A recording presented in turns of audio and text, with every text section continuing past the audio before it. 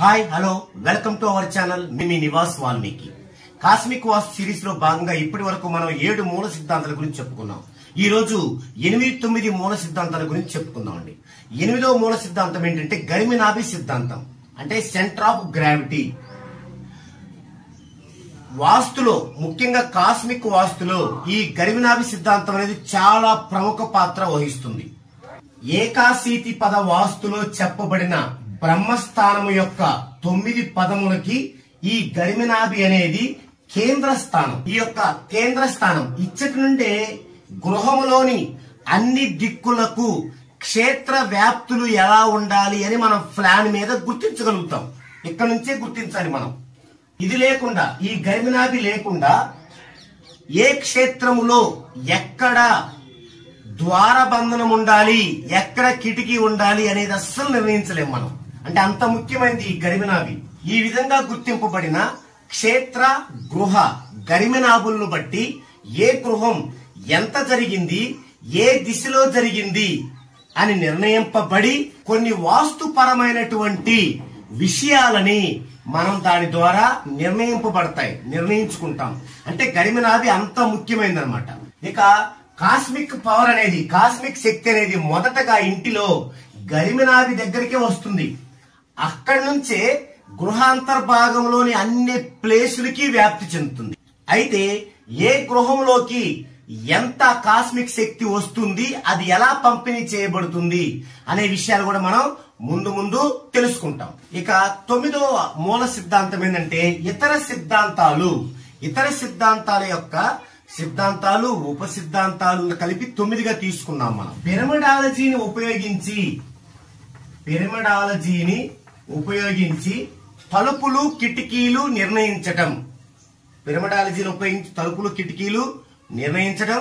అలాగే ఒకరి జాతకాన్ని ఉపయోగించి ఏ ఏ దిశలు పీడింపబడతాయి, ఏ ఏ దిశలు పీడింపబడవు అనే విషయాన్ని కూడా తెలుసుకోవడం. నెక్స్ట్ అస్తమయ దిశ మూడం, rejection of setting direction.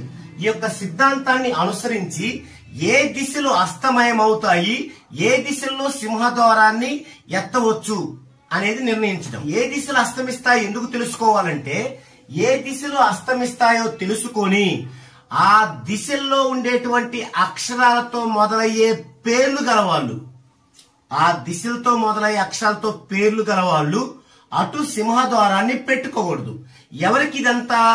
Date of birth లేని వారికి ఏ దిశలో అస్తమయం అవుతాయో వాళ్ళ జాతక చక్రం ద్వారా తెలుసుకొని ఆ అస్తమయం అయ్యేటువంటి దిశలకు సంబంధించిన అక్షరాలతో మొదలయ్యే ఆ పేర్లు గల వాళ్ళు ఆ దిశల్లో వైపు ఆ ద్వారబంధనం ఎత్తకూడదు అనేది నిర్ణయించవచ్చు అనమాట. డేట్ ఆఫ్ బర్త్ లేని వాళ్ళకేనండి ఇలా చాలా విషయాల్ని ఈ అస్తమయ దిశ మూడం అనేటువంటి పద్ధతి, రిజెక్షన్ ఆఫ్ సెట్టింగ్ డైరెక్షన్ అనే పద్ధతి నిర్ణయిస్తుంది. దీన్నే సర్వతోభద్ర చక్రం అంటారు. దీని గురించి ముందు తెలుసుకుంటాం. ఇప్పుడు అసలు సైట్ ని ఎలా ఎంపిక చేయాలి అనేది చూద్దామండి. సైటు, ఇది మన సైట్ అనుకుంటే సరిగ్గా దిక్చూసికి సరిపోతే చాలా మంచిది. ఇక్కడ సైటు దిక్చూసికి సరిపోవడం అంటే సైట్ యొక్క పొడవు, అంటే సైట్ యొక్క నార్త్ సౌత్ కలిపేదాన్ని సైట్ యొక్క పొడవు అంటారు. ఈ సైట్ యొక్క పొడవు అనేది అయస్కాంత ఉత్తర దక్షిణ ధ్రువాలకి కరెక్ట్ గా ఉండటం. అంటే అర్థం ఏంటి? ఇంకా ఆ సైట్ యొక్క బేరింగ్ 0 degrees కలిగి ఉండటం. ఇలా ఉంటే మంచిది. ఒకవేళ ఇలా లేకపోతే కనీసం ఈ యొక్క సైట్ పొడవు అనేది అయస్కాంతానికి 60 degrees, అయస్కాంత రేఖకి 60 degrees ఉంటే మంచిది. ఒకవేళ 90 degrees ఉందనుకోండి, 90 degrees ఉంటే ఈ యొక్క సైట్ అనేది ఖచ్చితంగా చతురస్రాకారంగా ఉండాలి.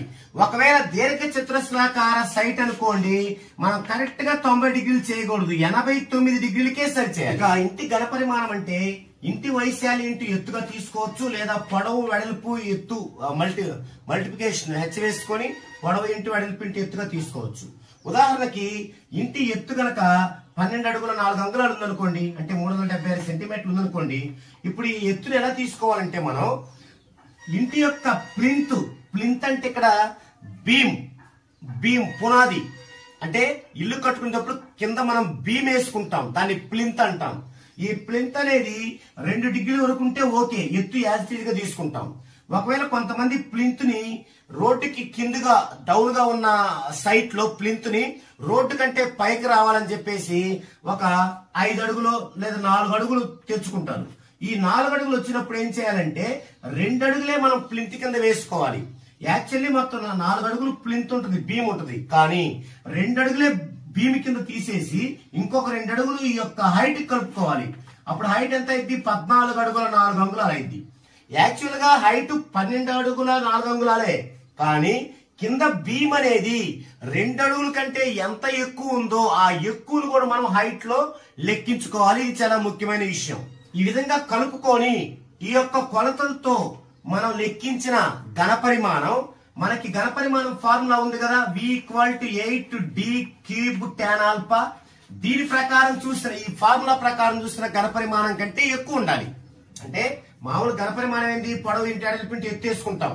అయితే ఎత్తు యాక్చువల్ ఎత్తు కాకుండా బీమ్ గనక 2 అడుగుల కంటే ఎక్కువ ఉంటే ఆ ఎక్కువ ఎత్తులో కలుపుకొని కౌంట్ చేసుకుంటాం. అది ఎంత ఉండాలంటే మనకి ఫార్ములా ద్వారా ఘనపరిమాణం ఉంది 8D³ tan ఆల్ఫా. దీని ద్వారా సాధించిన ఘనపరిమాణం కంటే ఎక్కువ ఉండాలి ఖచ్చితంగా.